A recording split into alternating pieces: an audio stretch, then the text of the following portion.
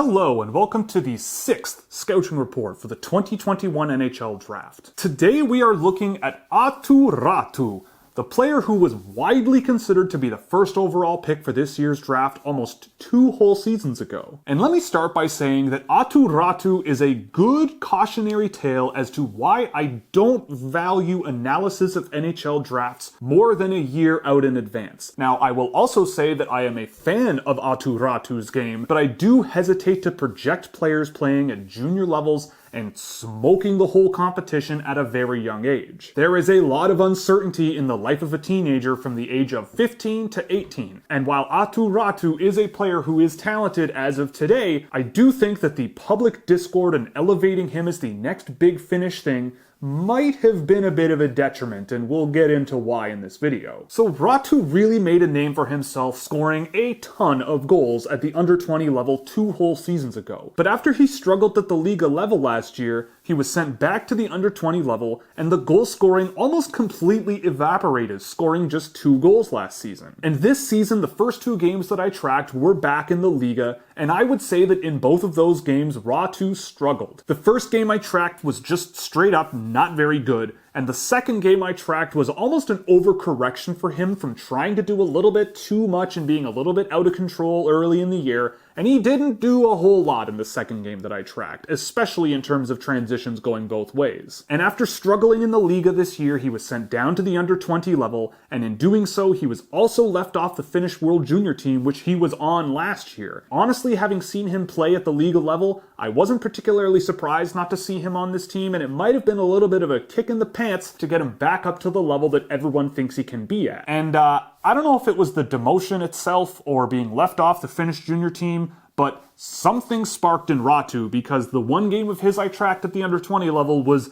absolutely dominant. I never wanted to see him playing against junior competition ever again. And I also tracked the first game he played after coming back from the under 20 level, and he was also really good in that game. In that junior level game, he completed 20 of 23 passes, he managed 4 dangerous shot attempts off his own stick, 6 shot assists, and maintained control on 21 of 24 offensive transitions. And that was in 13 minutes of 5-on-5 ice time, so that's a pretty ridiculous amount of offensive transitions for a player that played 13 minutes. And with him on the ice, the 24 offensive transitions he attempted in that game made up 53% of Kärpat's total offensive transitions with him on the ice, which is amongst the highest of any player I've tracked in any game. And in that game, he just felt like he was absolutely flying. Again, this is a game where I left that tracking experience thinking, that guy shouldn't be playing at this level of hockey. So aside from that dominance at that level, what do you get out of Aatu Räty when you're looking at him in the Liiga, which is where he has played the majority of his games the last 2 seasons? And honestly, the first thing that jumps out to me with Räty is that he is an underrated two-way player. For a center, you need a player to be positionally responsible and just removing options for opposing offenses to find in the offensive zone. And in doing so, he was responsible defensively, positionally,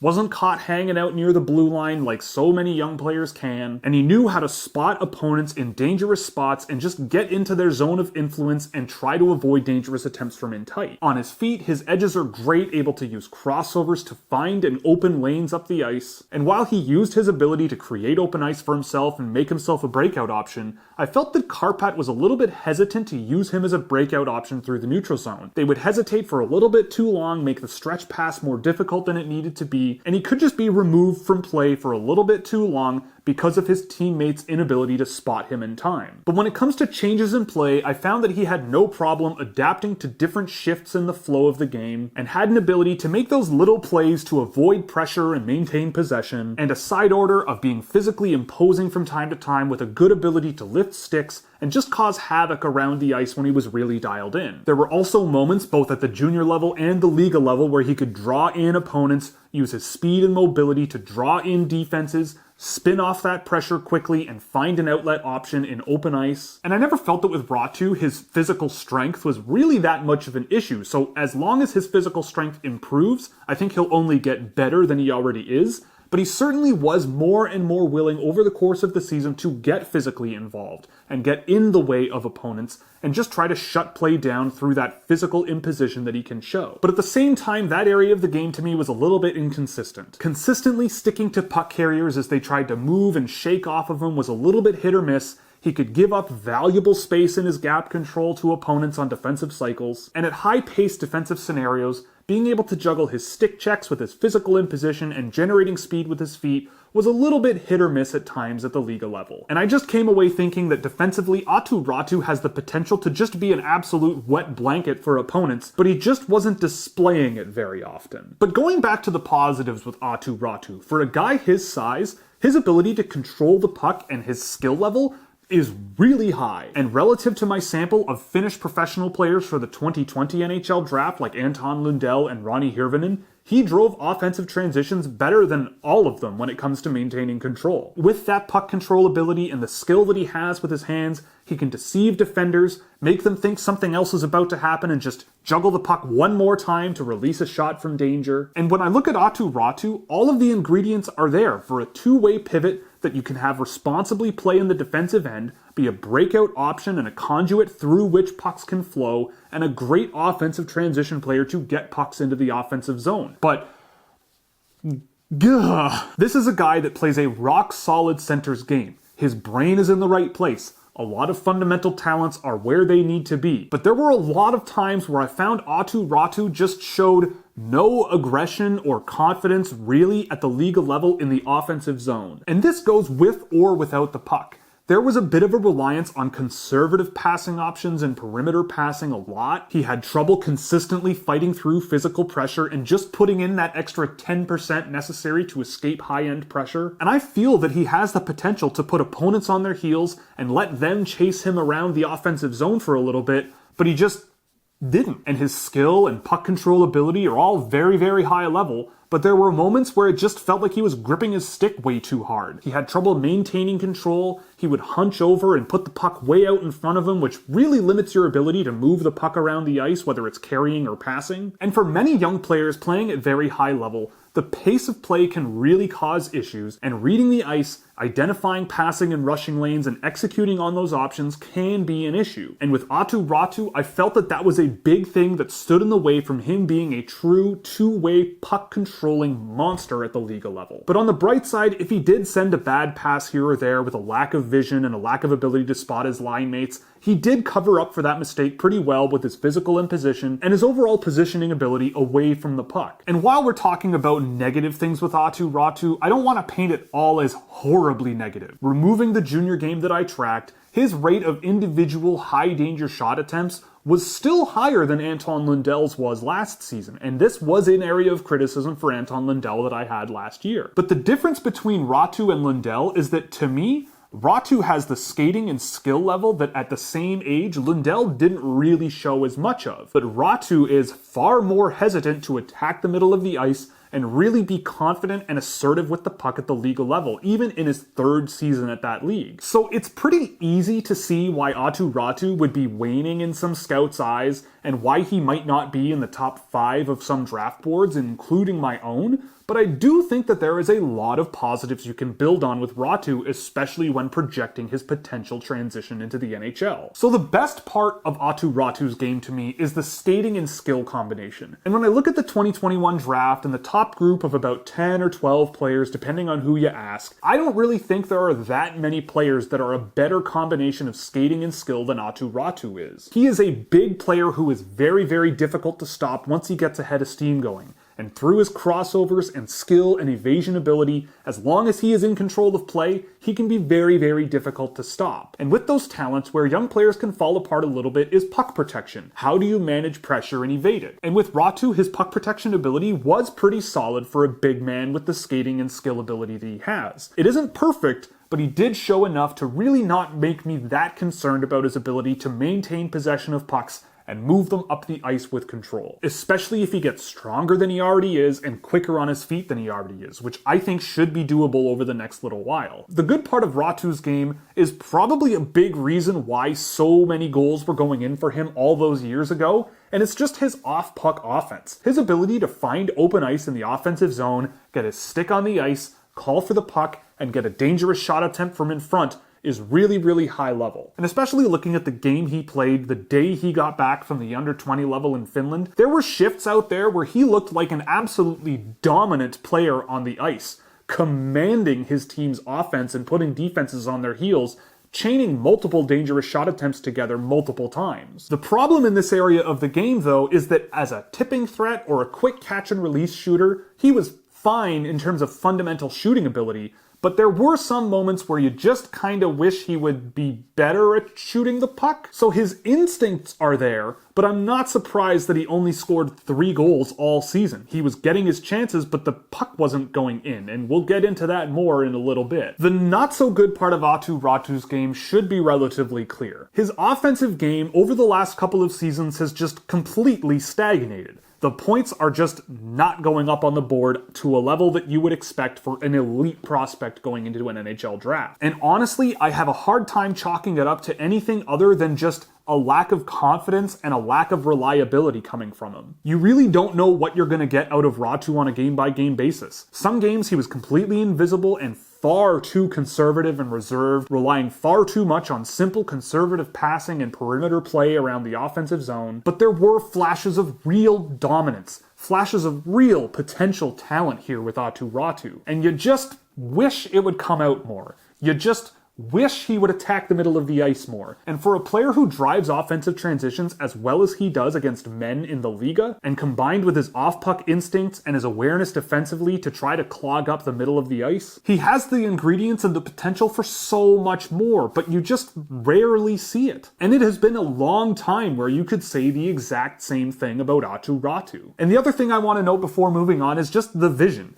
From time to time with the puck on his stick, he would face a little bit of pressure from an opponent, and rather than trying to escape that pressure through evasion skill or generating speed, he would just pass the puck to nobody or send a really not super helpful pass to a line mate nearby and create a turnover. So where do we sit with Aatu Räty? And honestly, he is an enigma. I am a fan of his, but I certainly see why he's been falling down some lists recently. And while he was considered a likely candidate to go first overall in the 2021 draft, and while I don't think the same can be said anymore, and I would be very surprised to see his name called first overall this year, I do think that the correction by other scouts has gone a little bit too far in the opposite direction. I noted last year in the Topi Niemela report that Kärpät is a team that just doesn't really drive dangerous offense very well at all. They focus on perimeter passing and sticking to the outside, driving a lot of shot attempts from their defense and their wingers along the boards, and try to clean up the garbage on rebounds afterwards. When you look at Pick 224 data from the great Dave McPherson, you should check him out if you don't already, all of Aatu Räty's even strength points this year have been primary points. And when you look at his ability to drive goal impacts both offensively and defensively, he is better than Kärpät without him on the ice. And in my sample with Räty on the ice, he was responsible for 50% of Kärpät's dangerous shot attempts. So there is a big question mark with Aatu Räty, but I do question how much of that question mark is his team around him and the tactical system in which he is deployed. Would a change of scenery help him? I don't know. And I don't want to try to put myself inside the head of someone else, but it really feels like Aatu Räty might be facing a lot of internal pressure to be a really, really high-end player right this second. And the fact that he might not be where he thinks he should be could be a little bit of a factor that's bubbling under the surface as well. But again, I don't really want to put myself in someone else's shoes without knowing them. There were just signs of instability at the Liiga level that in the under 20 games that I watched and tracked, I did not see. But let's look at Aatu Räty with what he is right now and set aside the production problems. What could he be if you are drafting him in the draft? And to me, being conservative, I think Aatu Räty could be a perfectly reasonable middle six center that can drive possession data really, really well. When I look at him, I see a lot of Jesse Puljujärvi, but as a center, and maybe not as much of an aggressive offensive set of instincts that Puljujärvi had when he was draft eligible. And if Räty can get stronger and more reliable with escaping pressure,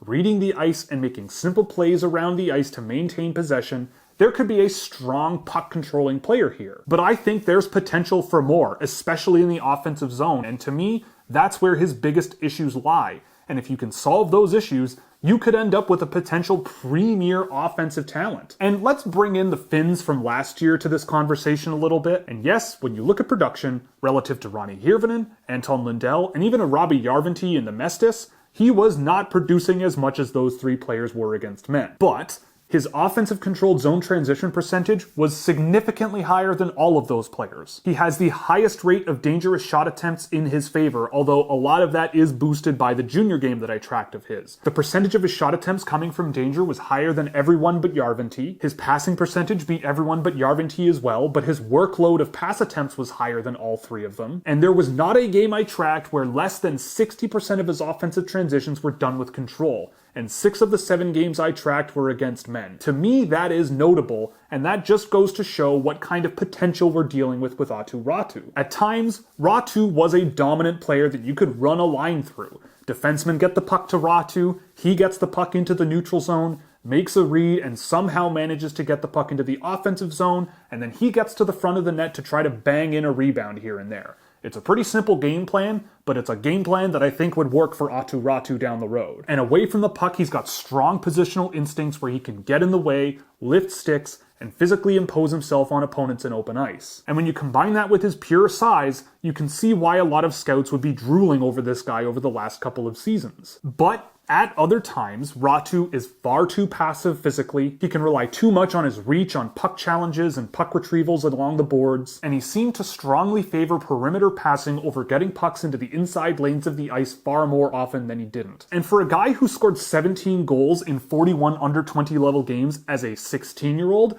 I don't think there was a single time where I felt that Aatu Räty's actual shot was that much of a threat. And his results, I mean, you can't really argue with this. Kärpät scored 0 goals at 5-on-5 with Räty on the ice. That is a bit of an issue. And I mean, this clip right here is a gift to a goal scorer. And Aatu Räty comes advertised as a goal scorer. You gotta at least hit the net in this scenario. So through all of these positives and negatives, Aatu Räty currently sits 8th on my list, and I don't really see him dropping or rising much between now and the draft. And that kind of feeds into my philosophy of looking at a player sample and going, okay, they are capable of doing this, and if it's inconsistent, we have to hope that they are able to be their best more often the further they develop in their career. I see Räty's speed, size, intensity, skill level, off-puck anticipation, and defensive zone play, all traits at high levels, and I think finding a player as complete as that away from the production side of the game is pretty rare, especially for a center. So if your issue with Aatu Räty is being inconsistent with his pressure application, to me that improved somewhat over the course of the season. If the issue is his raw shooting skill, to me a combination of skills training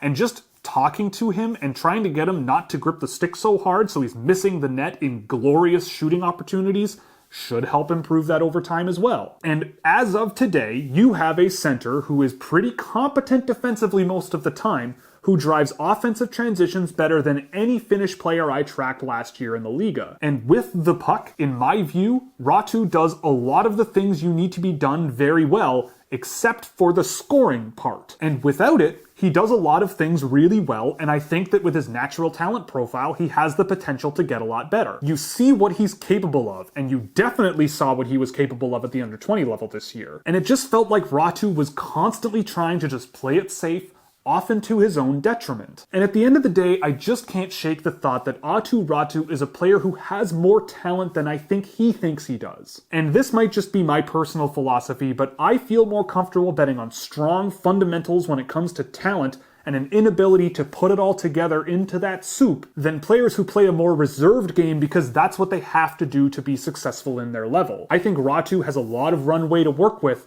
but the problem is putting it all together. So I think Aatu Räty ends up an NHL player, and I don't think he ends up a bad one. Is he a franchise-altering talent like he might have been projected to be a couple of years ago? Maybe if everything goes right for him, but I don't see it as particularly likely. If his offensive game and production ability doesn't really come anywhere in the next few years, I still think that the rest of his game will even out if his ability to generate dangerous chances for himself and his line mates and his production doesn't really come a step. I think there's more than enough in other areas of the game that will make him a reliable player in transition and defensively. But if he can improve his shot quality, gain some more confidence and assertion in the offensive zone, and maybe working with him personally if there is a little bit of a mental side to these issues, I think you could help him settle into a natural talent profile where the production just naturally flows from him doing good things more often. And taking chances more often than I saw him this season could also unlock offensive production that should be bubbling right under the surface. Is he going to go first overall this year? I don't think so. If he's available outside the top 10, I think you could do much, much worse picking him up regardless of what NHL team you are. So that's it for this Scouching Report. I hope you enjoyed. If you did, you can click all the buttons you see below me so you never miss another one. If you really liked it, you could subscribe on Patreon or here on YouTube by clicking join below. You'll get early access to videos, exclusive written reports, a Discord server, merchandise discounts, data sheets for drafted prospects and undrafted prospects, and plenty of other goodies. Or you can pick up some merchandise from the Scouchwear shop, where 50% of profits go to the Women's Sports Foundation. So that's all, and we'll see you in the next one.